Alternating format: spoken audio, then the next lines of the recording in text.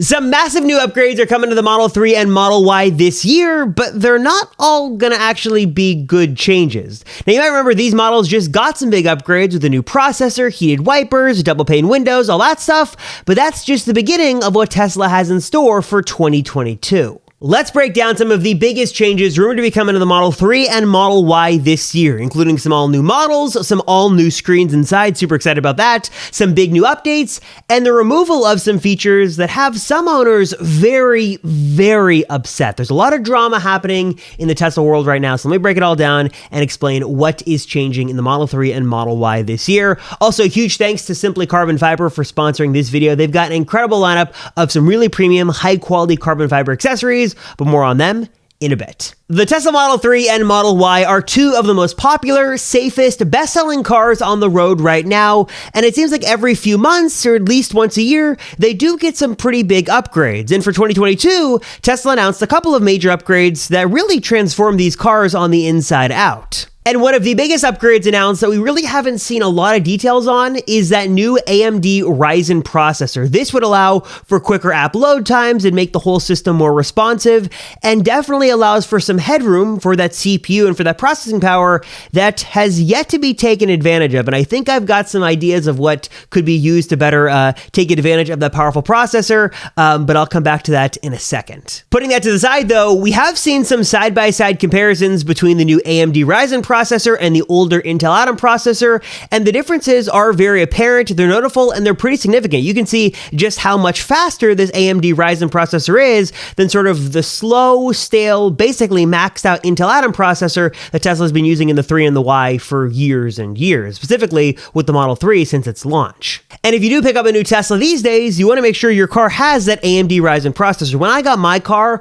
I was sort of in the cutoff window, and I just happened to be in the cutoff that didn't get it. I'm still with the Intel Atom processor, but it's basically safe to assume these days if you do take delivery of a new Tesla, whether it be from Fremont, Texas, anywhere around the world, you should get that new AMD Ryzen processor inside. But if you wait a little bit longer before you take delivery, you might just get some really cool features that no one else has, including a whole new screen inside of your Tesla. New images were posted to Twitter by super popular Tesla enthusiast. I don't really call him a leaker or a hacker, more of a digger, an enthusiast, someone who likes to dig into the Tesla software and hardware. This is green the only. And they discovered that there is an extra connector on the AMD Ryzen boards labeled specifically for a second display in the exact same way on the 3 and the Y it is on the S and the X. And some have speculated that maybe this is just Tesla reusing boards, but that has been proven not to be the case, or maybe Tesla was just doing this just because they wanted to future-proof. But we have seen an instance of this before where there was a USB port, an extra USB port on the board that was later put to use in future revisions, which means that the second display port is actually, at least presumably, there for a reason that should be used sooner than later. And obviously all this talk of a second display in the Model 3 and Model Y raises a lot of interesting questions, like what kind of display is this? When could it be coming? Is it only going to be coming to new models? Could there be a retrofit option for older 3 and Ys? And also, is it going to be a front screen or a rear screen? What is the difference, or what does Tesla classify as the second display? And really, we don't know as of right now what this second display means. One option is that it is a true second display on the front, similar to the S and the X. So you sort of have this little window there in front of the driver, sort of in the driver's view, that gives you access to the speed. You can see media controls, navigation, maybe energy consumption, stuff like that. That's one of the biggest perks of the S and the X that you just don't get in the more affordable, more stripped down 3 and Y. But having that as a new upgrade in these cars, even if it was an option, would be really, really cool, and something I'm sure many owners would jump on if they had the chance to order it and get it installed inside of their new Tesla. The other option, which I'm afraid makes a little bit more sense, is for the second display to be referring to the rear screen in the back. This is, again, like what's on the refreshed S and the X. It's basically like a second display on the back that's good for kids or passengers in the back for watching movies. I think eventually you're going to be able to play games on the screen, though I know that right now the functionality of that second display is a bit limited. There's not a whole lot you can do on it as of right now, but the promise and the hope is that it is going to get better, and maybe if it was to be installed on the 3 and the Y, it would become more functional, it'd become more usable, and Tesla would sort of speed up development once it was actually in more cars. Obviously, I would love for this to be a second display in the front. I'd love sort of the ability to have two displays in the front of the Tesla, but I think that if we're sort of thinking practically speaking, a rear display makes more sense for these cars, more family oriented, more for people in the back, and maybe we see a second display in the Model 3 and Model Y, and in a similar implementation as we have in the S and the X. The other part of this equation, obviously, is who gets the second display and when could it be coming. And according to Green the Only, this kind of retrofit could be possible with cars with the AMD Ryzen processor and the Ryzen board, but doesn't look possible with the Intel processor cars with those Intel boards, just because the connectors are totally different. And of course, we also have no idea when this could be coming. Tomorrow, next week, next month, next year, we really have no idea, though we do know right now that the capability is there. And maybe this is more of a simple retrofit. Maybe this is something that gets queued once, Giga Texas goes online and they got all that stuff going. They're able to add this in super easily. Maybe this is sort of a revision that was put in 2022 that we don't see till next year. We don't know when it could be coming, obviously, but again, that capability is there, that once Tesla decides to do it, it shouldn't be super hard to implement, at least technically speaking, from the board itself. Before we continue breaking down more of these massive Tesla upgrades coming this year, I want to take a quick break and show off this awesome premium carbon fiber phone case made, of course, by this video sponsor, Simply Carbon Fiber. iPhone cases are usually like a dime a dozen, right? They all look the same, they all work the same, they're all kind of boring, but not this one, because this one is super sleek, it's slim, it's premium, and it is made from real carbon fiber. It's got a beautiful carbon fiber design on the back that looks really cool, and also it's got this nice rubber sort of grippy matte texture on the side that not only makes it nice and sort of comfortable to use your phone with one hand, two hands, whatever you want to do, but also it helps it not to slip out of your hand. So if you're sort of using it and sort of it's getting bumped around, tossed around, it's going to help it stay nice, safe, secure, and firm in your hand. It's also sporting some great built-in protection to keep your iPhone safe and secure while it's inside this super sleek case, like durable edge protection and a bit of a sort of raised front edge here to protect your screen if it happens to go flying towards the floor. It's just a fantastic case. I love this thing. I love the way it looks. I love the way it feels. And for those curious, it still supports full wireless charging and gives you easy access to all the ports and buttons on the side. So get started right now by clicking the link right down below or heading to simplycarbonfiber.com/Robert and use my special code at checkout Robert10 to get 10% off your order. Again, check out this awesome, beautiful carbon fiber iPhone case, plus a whole lot more by going to simplycarbonfiber.com/Robert. And again, my special code is Robert10 to get 10% off your order. Another big story in the Tesla world, specifically with the Model 3 and Model Y, is the introduction of that all-new standard range Model Y.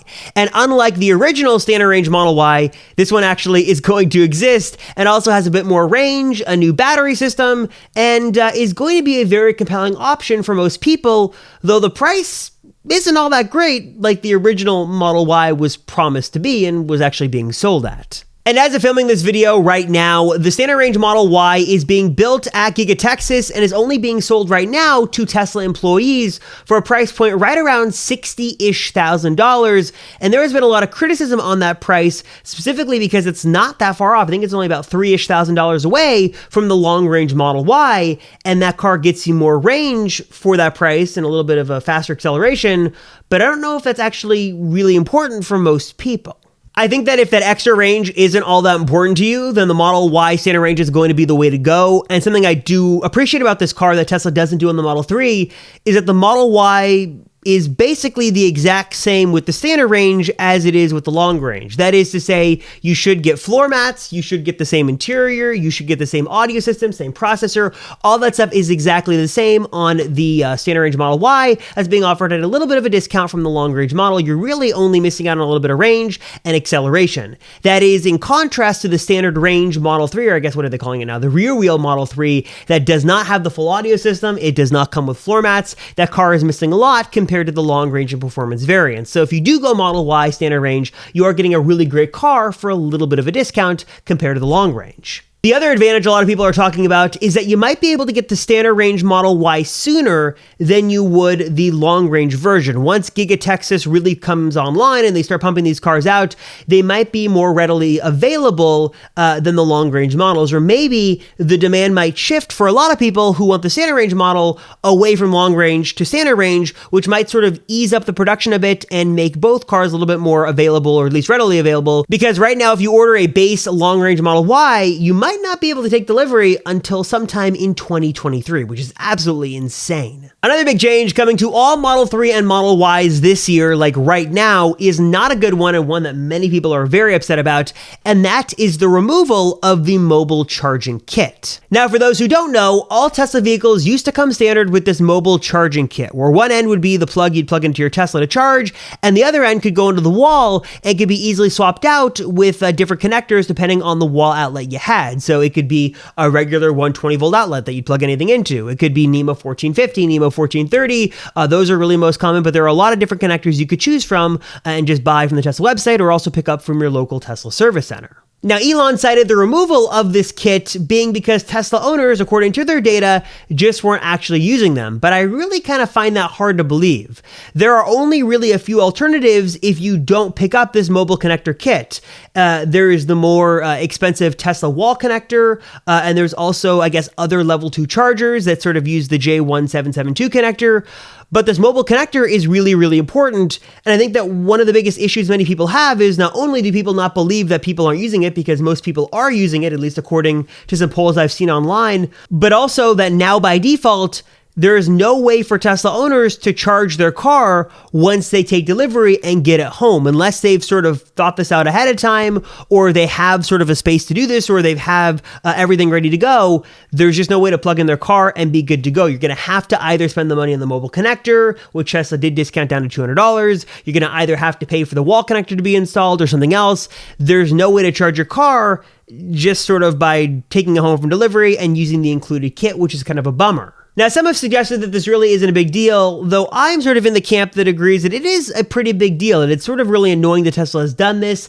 Again, they did drop the price on the mobile connector. They're going to include more connectors with that bundle. They're also going to make it, according to Elon, easier to purchase when you buy the car. But all that to the side, I think that a mobile connector should be standard with the car, that if you don't want to have it, you should be able to opt out and not have to waste it. Maybe if you already have a Tesla, you don't, need it again. You are not having to buy that, or at least get it standard with your new car. But I think for all new owners, especially right now as many make the transition to electric vehicles for the first time, having a way to charge the car that comes standard with the car is very, very important. Do you guys agree with me on this? Yes? No? Let me know your thoughts about all this controversy and drama down below. Another big part of the changes coming to the Model 3 and Model Y this year have to do, of course, with software. Obviously, version 11's rollout was just a little controversial. Some people loved it, a lot of people hated it, but slowly but surely over time, Tesla has added more and more over-the-air software updates that fix a lot of the issues with version 11. They've sort of fixed some of the UI elements, things are a little bit more stable, features have been restored, new features have been added, and now you have the ability to add those precious sort of quick control shortcuts to your bottom bar dock, including seat heaters and also wipers, and I think defrosters can now be placed in the dock right where they belong. But there are still a lot of updates that have yet to be seen for this year, a lot of updates and features that have yet to come, and the biggest, I'm going to keep talking about it because it's going to come and change everything, and that is a Tesla App Store. And we have heard rumors that Tesla has been working on this for quite some time. We have seen the Zoom app actually leaked by Tesla themselves, so for those who say Tesla isn't working on it, I'd have to disagree. We've seen proof that Tesla is working on third-party apps, but we just don't know right now when it's going to come and how they're going to be implemented. Is this going to be a case where Tesla works with direct parties and direct companies to make a limited number of apps? Or is Tesla going to take the Android or the Apple approach, make an app store, and allow anyone to develop apps specifically for your Tesla? And I've done a whole video on this. I'll leave a link down below if you're interested. But basically, suffice it to say, the bullet points are this. The reason this could be so cool is that, one, it would fix a lot of Tesla's current software shortcomings with the smarts of their sort of voice commands. It would also be able to fix a lot of their limited streaming apps, like adding more music support, adding more media support, adding more map support. That'd be super cool. And also, it'd be able to take advantage of the Tesla in a way that other apps can't do. If you have your app running on your phone right now and you sort of have it mounted to your dash, that's fine and all, but having an app sort of dedicated to the Tesla interface and sort of having access to that real-time data and really made specifically to be used inside of your car could give you an experience that you just can't find on any other system, and one that would be really, really cool. Again, as of right now, we don't know when it's coming, but based on the rumors we've heard and the leaks we've seen, I would not be at all surprised if it does come sometime in 2022. It makes a lot of sense to see it this year. Tesla sort of has been waiting to implement any kind of CarPlay or Android Auto support, and as we see more and more EVs come with that, I think it's important for Tesla to make their decision one way or the other, and I think there's a very good shot, again, based on the info we know right now, that a Tesla App Store does launch sometime this year in 2022.